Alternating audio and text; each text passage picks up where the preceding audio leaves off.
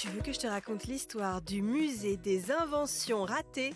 Ok, mais moi, je ne raconte mes histoires qu'aux enfants qui se lavent les dents.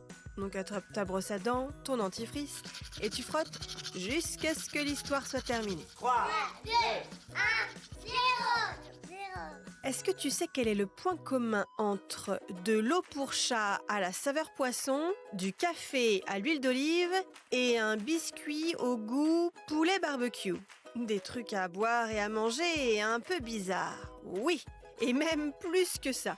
Ce sont des inventions ratées. Comme le fauteuil de bureau qui gigote dans tous les sens, la coupe de champagne pour 2 personnes, les skis collés en position chasse-neige ou les bottes de pluie ouvertes au niveau des orteils.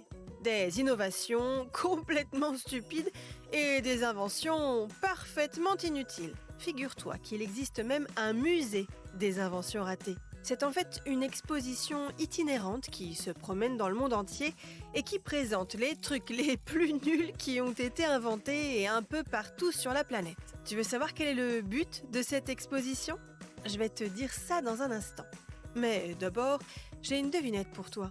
Est-ce que tu peux me citer des animaux qui n'ont pas de dents ? Il y a les poules, bien sûr, et tous les oiseaux d'ailleurs. Mais aussi la tortue, le grand tamanoir et la baleine bleue. Elle a des fanons. Pour en revenir à notre histoire de musée des inventions ratées, l'objectif de cette exposition, c'est de réfléchir à ce qu'est l'échec et de ne plus considérer le ratage comme quelque chose de grave. Et oui, si on y réfléchit bien, il n'y a pas de progrès si on ne se trompe pas. Donc, il faut parfois, et même plutôt souvent, accepter d'échouer, de se tromper, de rater pour apprendre et progresser. Finalement, l'échec, c'est un peu la première marche sur le chemin de la réussite. Bon, montre-moi un peu tes dents. Fais A, fais I.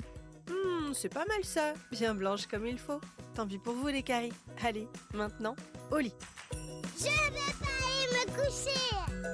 Retrouvez les épisodes des Dents et Dodo sur le site et l'application BFM TV et sur toutes les plateformes de streaming. Si cet épisode vous a plu, n'hésitez pas à lui donner une note, à vous abonner à la playlist et surtout à en parler autour de vous.